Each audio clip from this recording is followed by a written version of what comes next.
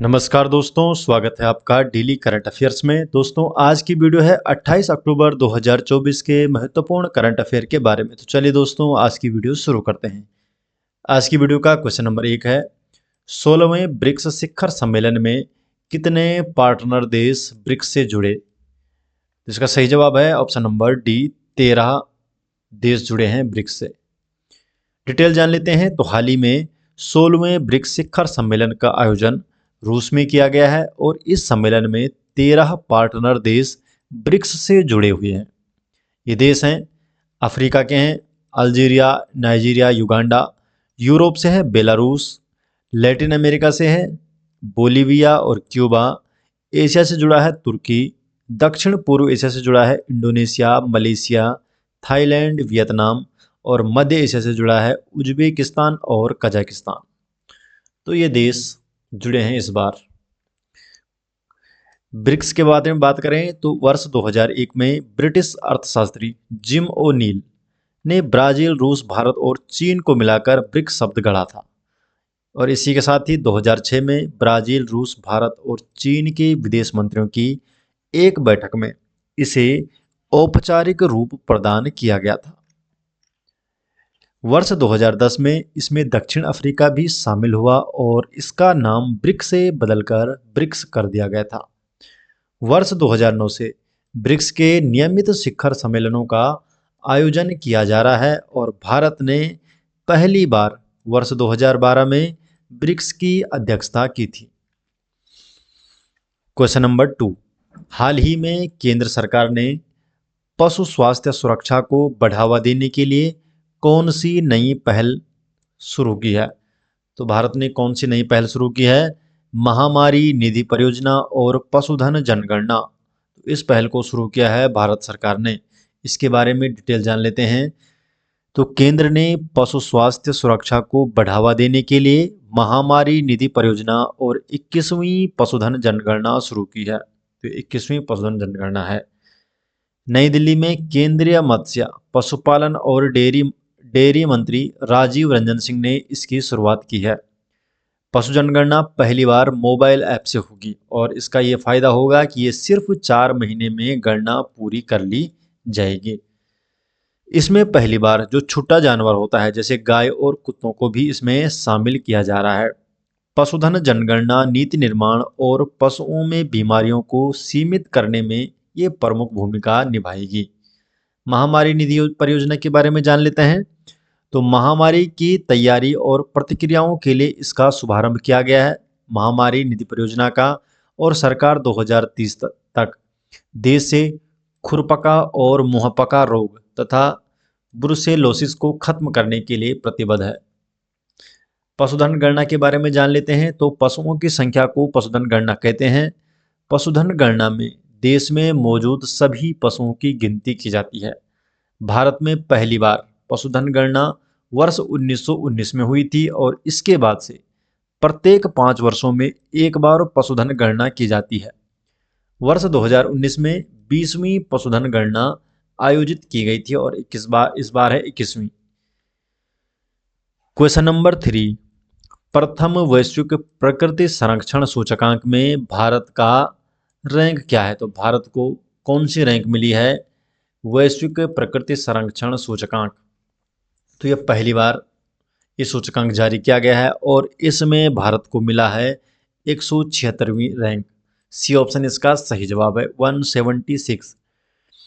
तो हाल ही में जारी पहले वैश्विक प्रकृति संरक्षण सूचकांक 2024 में भारत को 5 सबसे खराब प्रदर्शन करने वाले देशों में से एक माना गया है। भारत को 180 देशों में से 176वें स्थान पर रखा गया है।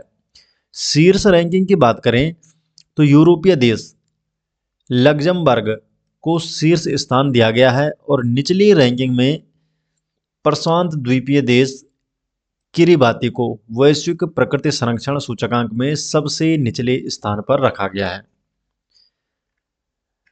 पहला वैश्विक प्रकृति संरक्षण सूचकांक Goldman Sonnenfeld School of Sustainability and Climate Change, Ben Gurion University of the Negev, Israel और एंड जो एक गैर लाभकारी है नॉन प्रॉफिट वेबसाइट है biodb.com। तो biodb.com ने इन दोनों ने संयुक्त रूप से तैयार और जारी किया है। ये सूचकांक अक्टूबर 2024 में जारी किया गया है। इस सूचकांक के बारे में जान लेते हैं। तो वैश्विक प्रकृति संरक्षण सूचकांक यह दर्शाता है कि देश अपनी पर्यावरण और प्राकृतिक संसाधनों की किस प्रकार रक्षा कर रहे हैं। देशों की रैंकिंग करते समय सूचकांक कई महत्वपूर्ण कारकों का मूल्यांकन करता है। ये मूल्यांकन के जो कारक हैं तो खतरे में पड़े पौधों और जानवरों की प्रजातियों की संख्या, संरक्षित क्षेत्रों का आकार और गुणवत्ता, आवासों का स्वास्थ्य और देश के संरक्षण कार्यक्रमों की प्रभावशीलता। तो ये मूल्यांकन के कुछ प्रमुख कारक है। और रैंकिंग के 4 प्रमुख स्तंभ हैं इसने दे रखे।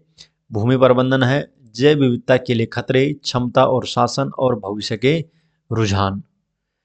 क्वेश्चन नंबर 4, भारत और जर्मनी के बीच 7वें अंतर सरकारी परामर्श की सह अध्यक्षता किसने की है। तो ये सह अध्यक्षता किसने की है? प्रधानमंत्री नरेंद्र मोदी और चांसलर ओलाफ स्कोल्ज ने। बी ऑप्शन सही जवाब। तो भारत और जर्मनी के बीच 7वें अंतर सरकारी परामर्श, 7th इंटर गवर्नमेंटल कंसल्टेशन की सह अध्यक्षता 25 अक्टूबर 2024 को नई दिल्ली में प्रधानमंत्री नरेंद्र मोदी और जर्मनी के चांसलर ओलाफ स्कोल्ज ने की है। चांसलर ओलाफ स्कोल्ज 24 से 26 अक्टूबर 2024 तक भारत की 3 दिवसीय यात्रा पर थे। क्वेश्चन नंबर 5, हाल ही में रोहिणी मधुसूदन गोडबोले का निधन हो गया है, वह कौन थी? तो रोहिणी मधुसूदन गोडबोले थी एक भौतिक विज्ञानी। तो 5 का बी ऑप्शन है, भौतिक विज्ञानी थी। हाल ही में प्रख्यात भौतिक विज्ञानी रोहिणी मधुसूदन गोडबोले का 17 वर्ष की आयु में निधन हो गया है। विज्ञान और इंजीनियरिंग में सराहनीय योगदान के लिए रोहिणी गोडबोले को वर्ष 2019 में पद्मश्री पुरस्कार से सम्मानित किया गया था। तो पद्मश्री पुरस्कार से सम्मानित थी है, जिनका हाल ही में 71 वर्ष की आयु में निधन हो गया है। क्वेश्चन नंबर 6, वर्ष 2023 के राष्ट्रीय हस्तशिल्प पुरस्कार से किसे सम्मानित किया जाएगा? तो किसे सम्मानित किया जाएगा? हीराबाई झरेका बघेल को। ये ऑप्शन सही जवाब है, हीराबाई झरेका बघेल को। तो छत्तीसगढ़ की हीराबाई झरेका बघेल को हस्तशिल्प क्षेत्र में उनके उत्कृष्ट योगदान के लिए वर्ष 2023 के राष्ट्रीय हस्तशिल्प पुरस्कार के लिए चयनित किया गया है। और ये पुरस्कार हस्तशिल्प वस्त्र मंत्रालय भारत सरकार की ओर से दिया जाता है। क्वेश्चन नंबर 7, लीडरशिप समिट 2024 की मेजबानी किस संस्थान ने की? तो जो लीडरशिप समिट 2024 है तो इसकी मेजबानी आईआईटी गुवाहाटी द्वारा की गई। A option IIT Guwahati.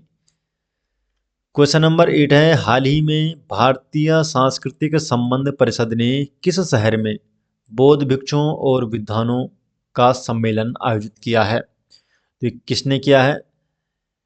ये किस शहर में किया गया है? कोलंबो श्रीलंका में। सी ऑप्शन इसका सही जवाब है। तो भारतीय संस्कृति संबंध परिषद ने कोलंबो श्रीलंका में बौद्ध भिक्षुओं और विद्वानों का सम्मेलन आयोजित किया है। Indian council for cultural relations ICCR, तो ICCR ने भारत में पाली की शास्त्रीय भाषा की स्थिति का समर्थन करने के लिए कोलंबो में बौद्ध भिक्षुओं और विद्वानों का एक सम्मेलन आयोजित किया है। श्रीलंका, नेपाल, म्यांमार और बांग्लादेश के विद्वानों और भिक्षुओं ने इसमें भाग लिया और धम्म और बौद्ध प्रथाओं के संरक्षण में पाली की भूमिका पर जोर दिया है। जो पाली भाषा, इस पर जोर दिया है। पाली को भारत सरकार की मान्यता बौद्ध विरासत को बढ़ावा देने की उसकी प्रतिबद्धता को दर्शाता है। ICCR भारत के विदेश मंत्रालय के तहत एक स्वायत्त निकाय है जो अन्य देशों के साथ सांस्कृतिक आदान प्रदान पर ध्यान केंद्रित करता है। तो दोस्तों, ये हो गए आज 28 अक्टूबर 2024 के महत्वपूर्ण करंट अफेयर। और ये सभी नोट्स आपको मिल जाएंगे हमारे टेलीग्राम चैनल में। जिसका लिंक आपको डिस्क्रिप्शन में दिया गया है। तो मिलते हैं दोस्तों नेक्स्ट वीडियो में, तब तक के लिए आपका बहुत बहुत धन्यवाद।